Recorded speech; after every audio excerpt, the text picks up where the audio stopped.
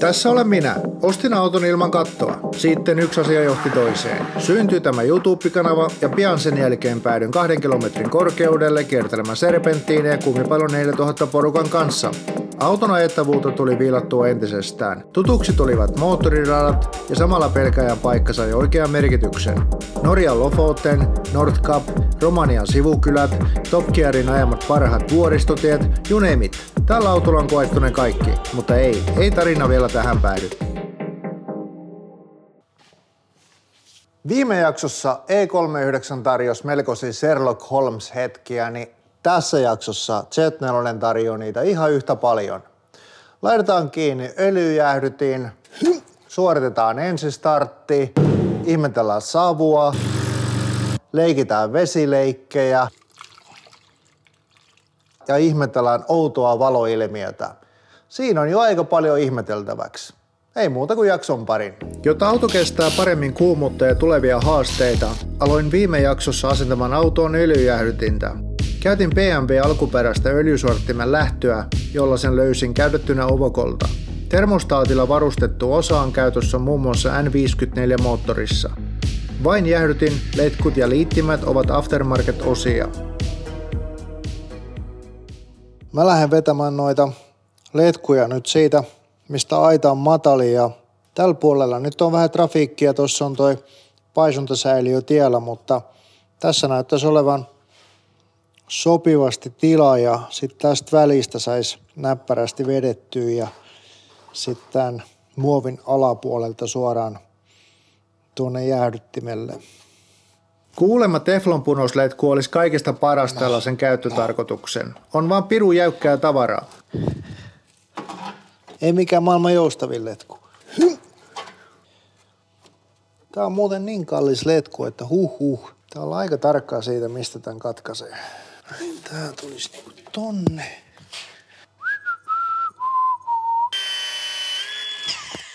Smoke. No, enää ei voi peruuttaa. Tää mitta on nyt tämä, eikä muuksi muutu. Toinen. Nipha napha. Niin mä otin alkuun tämmöisen 45 asteen kulmassa olevaa ja sitten 90 asteen kulmassa olevan. Näillä pystyy sitten tekemään sovitukset ennen kuin tilaa toiset mokomat, koska nämä on pirun arvokkaita. Näitä ei viittis kovinkaan monta kertaa tilata. Tämä jäähdyttimen puoli nyt näyttäisi menevän ihan loistavasti. Tähän tulee tuo 45 asteen kulma ja tähän tuli 90. Millaiset mutkat tähän tarvii? Mä ruuvan noin irti ja katon, että käykö sama pari vai tarviiko kenties tilata jotain eri kulmakokoja. 90. Ai niin, yksi juttu. Öljysorttimen jalustimeen täytyy hommata tällainen adapteri. Tää sovitin mahdollistaa sen, että nyt mä saan tästä noin AN10 ulostulot. Tän näköinen komeus tästä tuli. Öljysorttimen jalustaan tarvii samanlaiset käyrät. Toinen 90 ja toinen 45.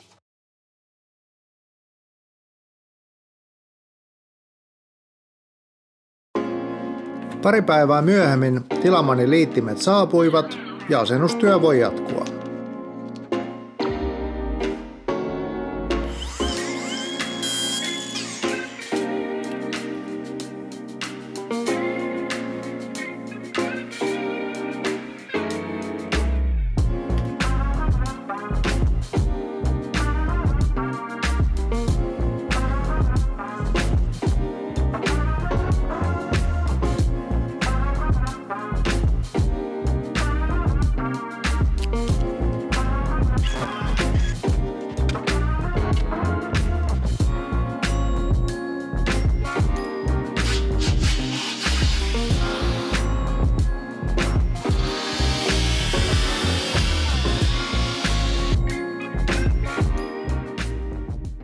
Öljyn jäähdyttimen purin aikaisemmin tehdystä kehikosta ja varmistin kaikkien pulttien ja ruuvien pysyvyyden kierrelukitteella.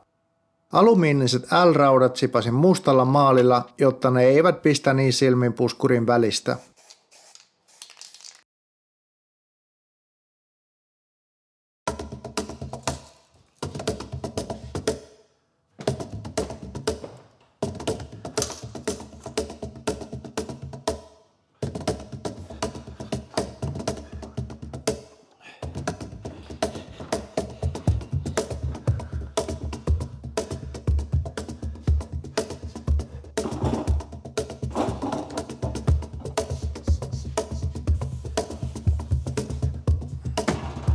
Tässä se nyt on. Hankinta, jota olen siirtänyt myöskin aivan turhan pitkään. Ultraäänipesuri. Tällä olisi ollut tarvetta jo ajat sitten. Kun miettii, kuinka paljon on mennyt rahaa brake cleanereihin ja rätteihin, niin mulla on ainakin korkeat odotukset tämän suhteen, että tämä maksaa itsensä takaisin aika nopeasti. Ajatus siitä, että likaisen osan voi vaan upottaa tuohon altaaseen ja nostaa puhtaana ulos, ilman hiontapölyä tai brake cleaner-sotkuja on aivan liian hyvä ollakseen totta. Tässä laitteen kyljessä on infonäyttö. Tämä puoli on niin kuin veden lämpötilalle. Set tarkoittaa sitä, tämä ensimmäinen lukema, että mihin me halutaan tämä säätää. Ja tämä on veden todellinen lämpötila. Se on 38 siitä syystä, että mä otin suoraan siitä lämminvesivaraajasta kuumaa vettä, jotta ei tarvi turhaa käyttää aikaa ja energiaa tämän veden lämmitykseen. Ja tässä valitaan sitten minuutit ja sekunnit. Tämä on tärkeää, että jos valitaan lämpötila esimerkiksi 45, niin tämä on-off, niin se pitää oikeasti laittaa päälle, niin tämä oikeasti alkaa lämmittämään. Jos tämän unohtaa laittaa päälle, niin ei tää lähde lämmittää sitä vettä. Ja sama juttu on, että alkuun tehdään valintaa, kuinka kauan halutaan, että se on, ja tästä se. Kylläpä pitää inhottavaa ääntä.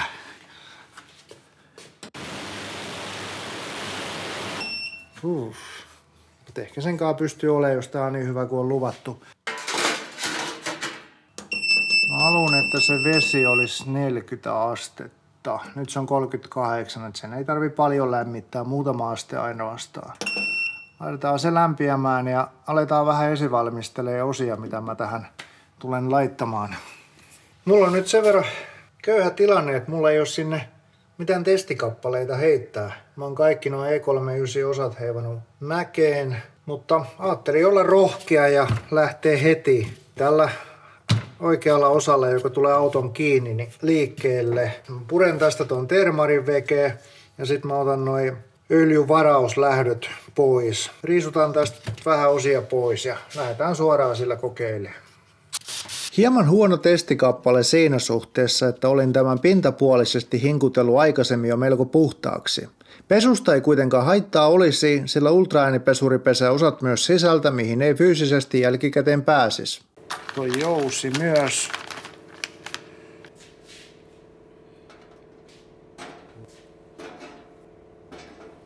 Ja ruuvipussukat. Kaikki taitaa olla alumiiniosia, joten mä ajattelin lähestyä varovasti tätä. Kokeillaan alussa 5 minuuttia ja katsotaan, että miltä ne näyttää ja jatketaan sitten lisää. Pesun jälkeen on osat hyvä neutralisoida tislatulla vedellä, jotta pesuainejäämät huuhtoutuvat pois. Hanavedessä on epäpuhtauksia, joten sitä en käyttäisi.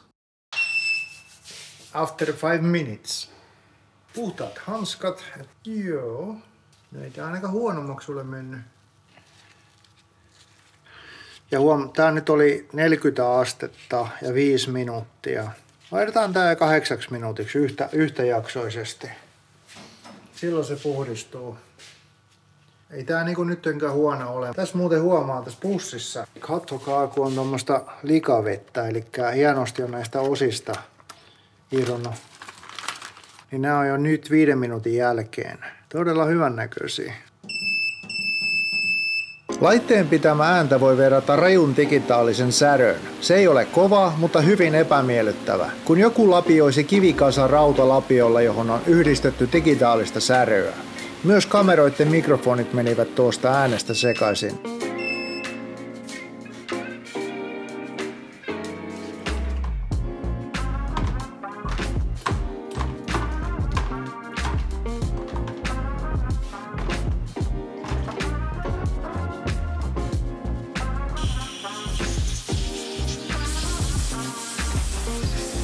Kahdeksan minuutin pesun jälkeen osa oli puhtaampi kuin ennen pesua. Metallin hapettumia se ei poista, mutta irtolikaa en löytänyt. Myös sisäisesti osa oli hyvin kirkas. Ja vaikka testi oli hyvin pintapuolinen, olen jo nyt hankintaani erittäin tyytyväinen.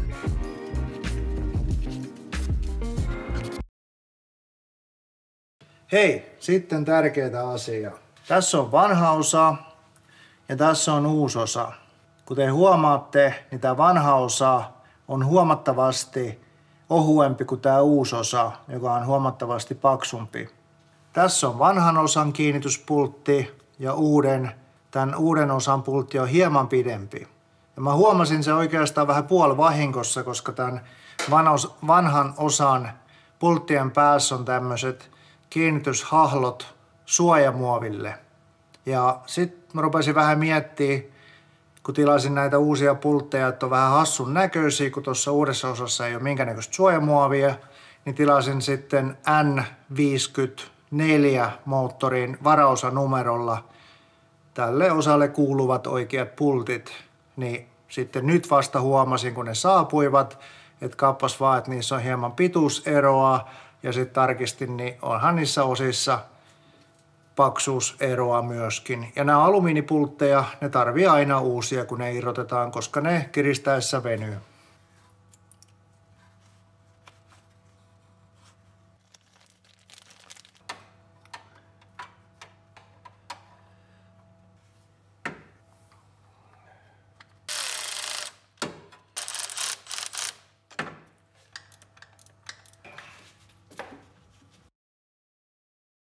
Vieläkö muistatte? Tämä osa oli maalauksessa, mutta nyt se on kuivunut ja valmiiksi alle asennettavaksi.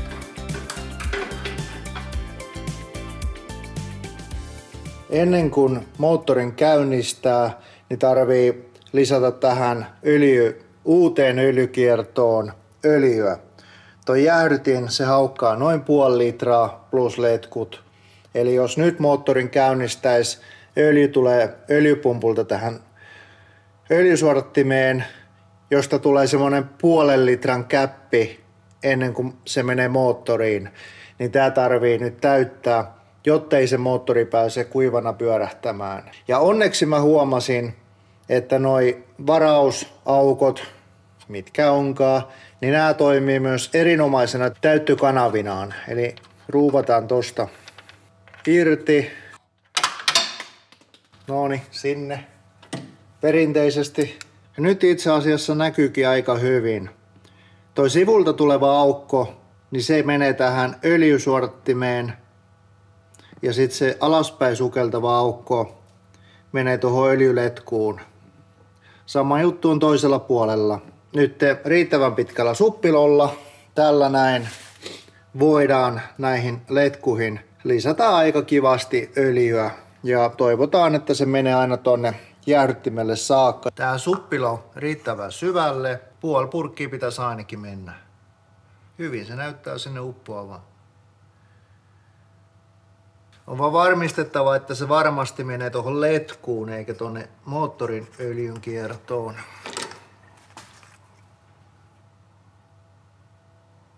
Se öljy ei saisi mennä niinku tästä ohi ja tonne moottoriin, niin silloinhan mä täytän tuon moottorin ikään kuin tulee ylitäyttö. Joo, kyllä se näyttää ihan kivasti tonne alas sukeltavaan. No nyt on itse asiassa 0,5 litraa mennyt. Sä menit siihen sitten. Jaa, päätit ruveta laiskottelemaan sitten. Älä nyt. Hei. Työpäivä ei ole ohi vielä.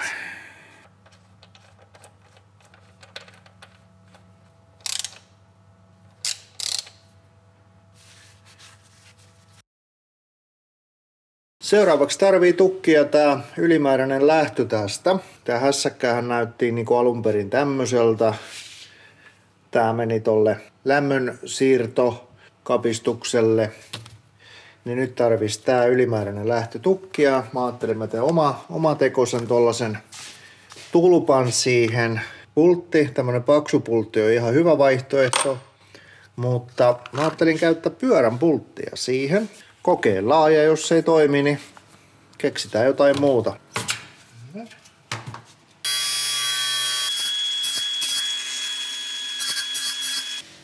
Hot. So far se näyttää tältä, mutta jotta siitä saisi täysin tiiviin, niin mä tiivistän tämän vielä silikonilla.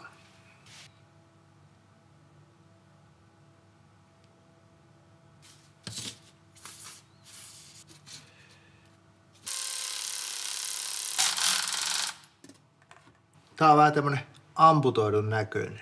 Kyllä mulla on aika hyvä fiilis tästä, koska tässä näkyy, että se pyöränpultin uloke on tässä. Tästä tulee paine.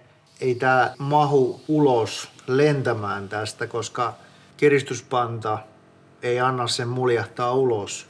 Teen tommosen tasaisen pinnan, se hieman kun litistyy, niin vähän kotiin mankoa kyytipojaksi, ettei takeru sormiin niin hanakasti. Niin. Tässä on vanhat osat, mutta siitä huolimatta, että vanhat osat ovat ulkoisesti ehjän näköisiä, ne on syytä vaihtaa. Alkuperäisen paisuntasäiliön ongelma on ollut se, että toi liima, millä tää kansi on päällä liimattu kiinni, niin se liima kuivuu ajan saatossa. Ja on ollut tapauksia, missä sitten kertalaakista tää kansi lentää vaan pois. Sama juttu tässä kans liimasauma, niin tää liimaus kovettuu ja se on näiden heikko lenkki ollut.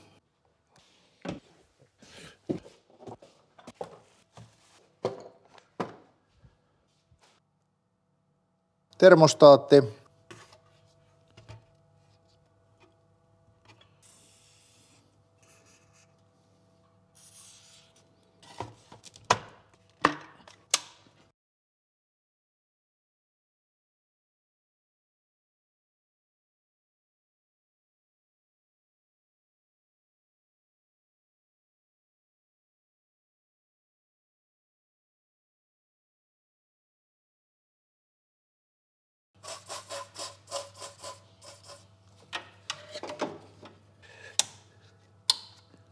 Naks, naks ja naks. Ja vielä yksi naks. Noin. Propelleri. Tässä vaiheessa on hyvä käydä tsekkaamassa alapuolella, että kaikki loksahti omiin hahloihin. Tuossa alapuolella on tommoset kynnet, että se loksahtaa joka puolelta paikalleen, ettei se jää ikään kuin tyhjän päälle roikkumaan. Ja tää on oikein hyvin tässä. Mahtavaa. Vaikka tilaa on vähän, niin kaikki loksahtaa just siihen, minne ne on tarkoitettu.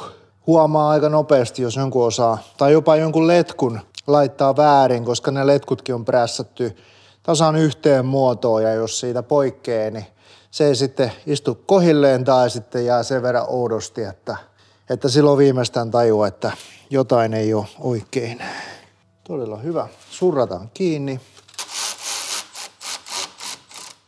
Onks mä jo sanonut, että mä rakastan tätä laitetta?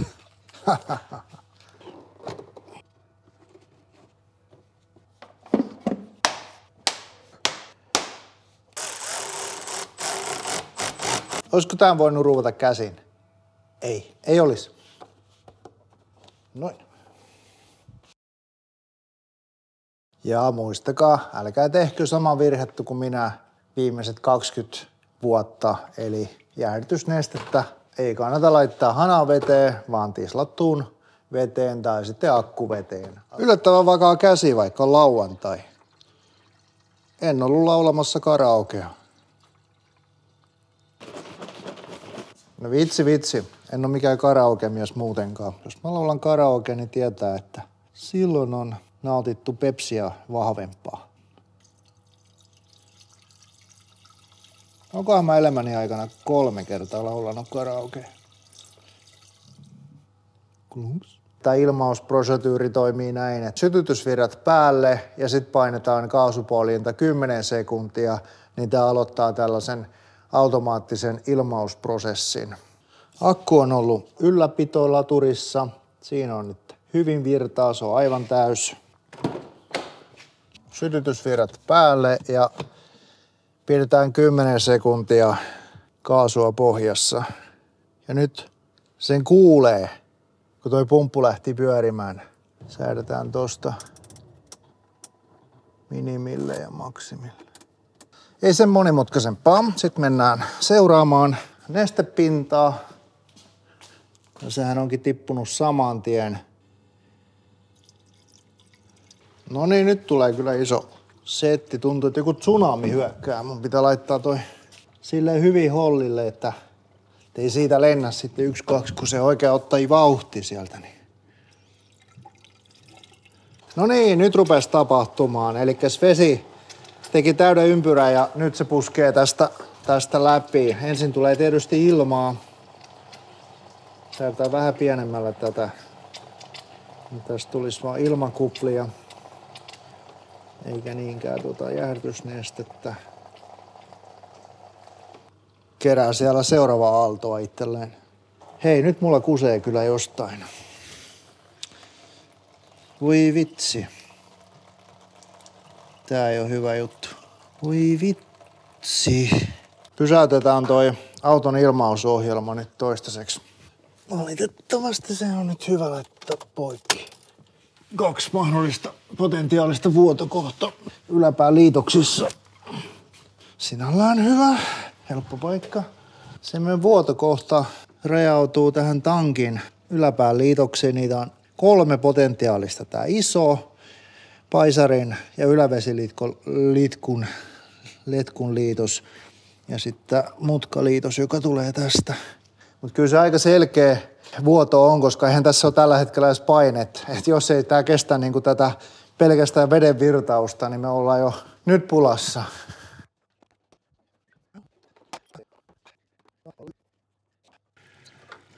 Joo. Meidän pääepäily on toi toinen liitos. Naksautin kaikki liitokset irti ja sen jälkeen naksautin kaikki liitokset takaisin niin, että kaikki ovat varmasti kiinni. Uusi yritys. Joopa joo, ei siinä sitten.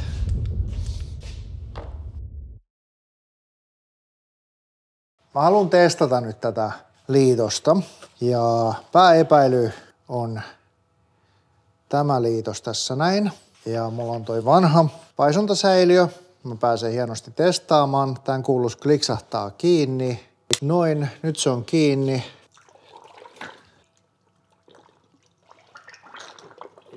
Erikoista. Kyllä mä olisin odottanut jo tässä vaiheessa jonkinnäköistä vuotoa.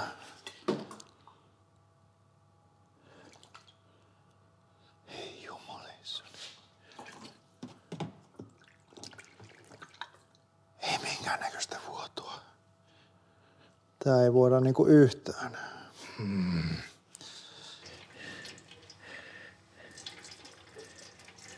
Mä kovasti toivoisin, että vuotoja näkyisi, mutta kun ei näy.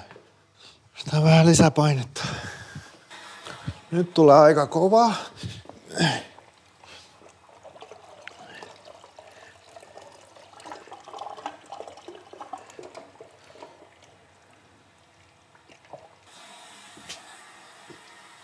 Eikä mun uusi paisuntasäiliö voi olla rikki.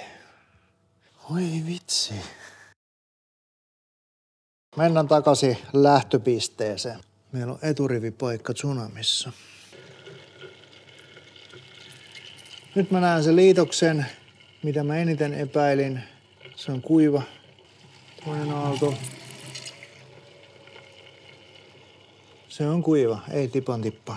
Ilmaa poistuu tosta kierrosta. Tällä hetkellä ei ole mitään vuotoja missään, ei ole mitään nähtävää, että näin se olisi pitänyt mennä alueella kaienkin 3 tuntia sitten.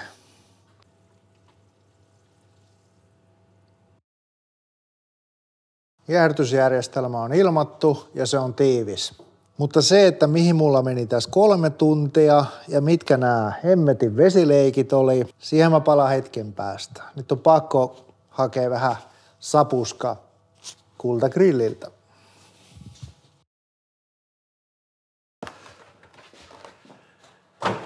Noniin, kuten näitte, kasasin jäähdytysjärjestelmän, niin ensimmäisellä yrityksellä se vuosi. Ja mä epäilin, että se pieni letku siitä vuotaa. Mä otin sen irti, kasasin uudestaan niin, että se kliks kuuluu ekana nimenomaan siitä pienestä, mitä mä epäilin, ja sitten kaikki muu sinne ympärille. No, se vuosi taas.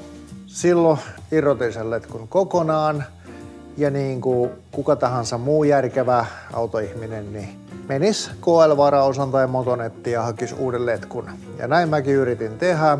Mä en vaan löytänyt sillä varaosan numerolla KL-varaosasta enkä Motonetista enkä edes Iron Motorsista kyseistä letkua. Lauantai-aamupäivä.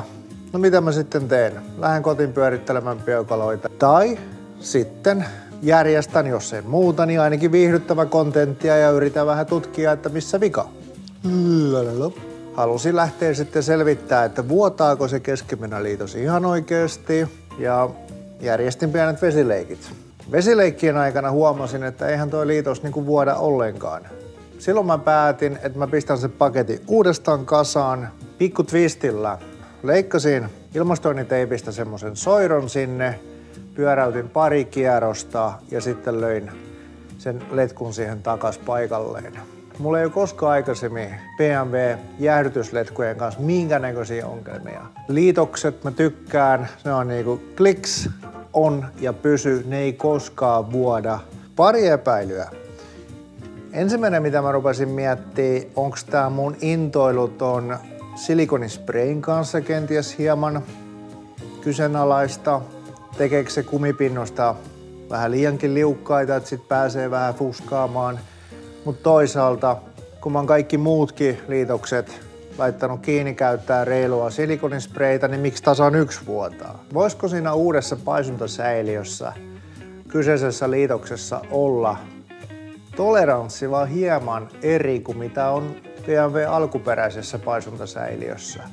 Tossa on vielä BMW alkuperäinen toi letku ja nyt on Mahle-merkkinen toi paisuntasäiliö. Ja olisiko siinä joku chanssi, että se pieni joku toleranssiheitto siinä sitten on. Joka tapauksessa Jesarilla kun pyöräytti pari kieppiä sen liitospinnan päälle niin, että se halkaisi ja hieman kasvoi, sen jälkeen on toiminut moitteetta. Kertoisi ainakin siitä, että liitos paisuntasäiliössä on mikrometrin verran liian pieni siihen letkuun. Tuntuu aika hurjalta ja kaukaa haettu, mutta en mä muutakaan keksi. Pitäis kyllä lopettaa toi kultagrillissä käyminen, jos meinaa ensi kesällä mahtua tähän autoon. Fuse-boksi. Voi moro.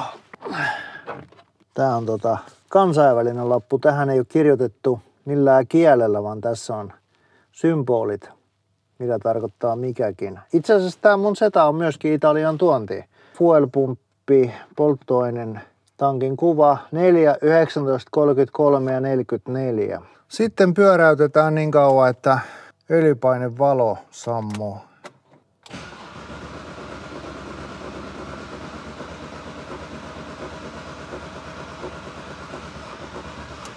Noin, se sammui.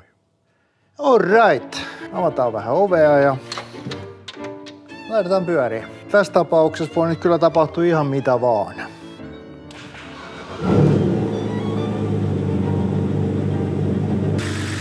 Yhtäkään vuotoa ei ole. Se on positiivista. Helvetimoinen savu nousee, mutta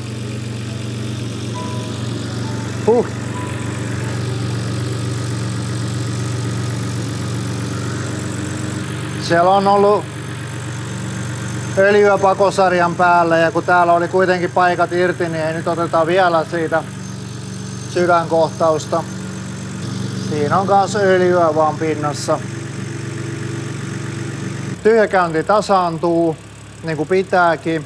Kiinnostaisi suunnattomasti se, että onko tää meidän öljyjäähdytin nyt varmasti tiivis. Mutta jos tää järjestelmä toimii niin kuin mä oon ajatellut, tässä laukaisee tän öljynkierron plektin ton jäähdyttimen läpi vasta silloin, kun tää öljy on 100-asteinen.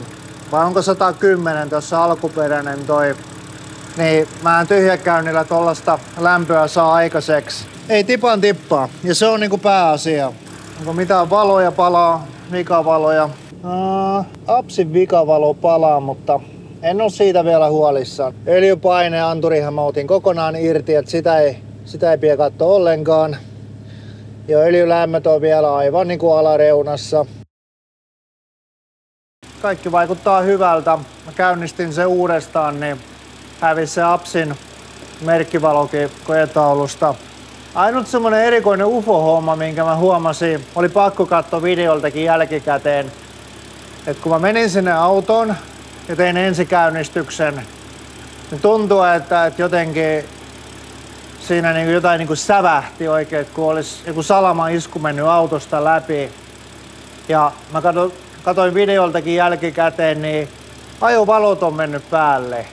Ja mulla on katkaisija ollut koko ajan nollassa. Tää on lämmin. Tää on oikeastaan, ei nyt kuuma, mutta tää on todella lämmin. Eli siis tässä on öljy. Letkutkin on lämpöisiä, eli meillä öljy kiertää tästä vailla minkäännäköisiä vuotoja. Ei tippaa missään. Öljy ei ole kovinkaan korkealla kiivennyt, mutta se kierrättää sitä jo nyt öljyjäähdyttimen kautta. No ei se mitään. En mä suoranaisesti tyrmää, mutta ihmettelen vaan. Ajovalot tässä on tän katkaisijan takana. Noin. Nyt ne on päällä. Mut kun mä käynnistin auton, mulla oli tää katkaisija nollassa ja ne valot syttyi päälle, niin sähkö on ihmeellistä. 65 näyttää nyt. Näköjään toi öljyjäähdyttimen termostaatti ei toimi on-off periaatteella, vaan se hieman päästää sitä silti läpi. En tiedä, onko ominaisuus vai vikaa. Fiksummat kertokaa. En mä tiedä tällä hetkellä, onko se huono asia vai ei. Se selviää vaan kokeilujen kautta. Tähänhän saa aftermarkettina noita termareita, jotka aukeavat jo aikaisemmassa vaiheessa, mutta mennään niihin vasta sen jälkeen, kun ollaan testattu. Sellaista tällä kertaa. Ihmettelen ja hämmästelen vieläkin, mitä tapahtui, kun mä pistin tuon auton käyntiin. Miten ne virrat, ne ajovalot lähti päälle. Ja sitten ohjaamossakin kuului semmoinen suhaus. Joku meni autosta läpi tai. Ja sitten tietty toi termostaatti päästää sitä öljyä tuonne jäähdyttimelle jo tässä vaiheessa. Onko se mukaan rikki, jumissa? No ei se. Voi kompura. Tekeekö se sitä jo vakiona? Että suuri osa öljykierrosta menee kuitenkin moottorin kiertoon. Pieni osa vaan kiertää siitä. Miksi menee pieni osa? Onko se jäätymisen takia joku itsesuojelumekanismi, että sieltä on jatkuva kierto mentävä kuitenkin läpi, jos ajetaan kaupunkiajoa, että se öljyjäähdyttimen öljy ei pääse pilaantumaan tai mitä nyt sitten onkaan, että siitä syystä sitten ohjataan pieni kierto siitä läpi. Kuuluuko sen edes olla semmoinen on-off-tyyppi, että kaikki tai ei mitään? Ei hajuakaan. Mutta siis kaiken kaikkiaan muuten tämä projektihan onnistui so far, testausta lukuun ottamatta. Kiitos kun jaksoit katsella jakson loppuun, jos jaksoit. Ja olisin tosi kiitollinen, jos laittaisit kanavan seurantaa, koska se aina lämmittää mieltä ja sitten se motivoi, kun näkee, että siellä on taas pari uutta seuraajaa. Niin kiitos.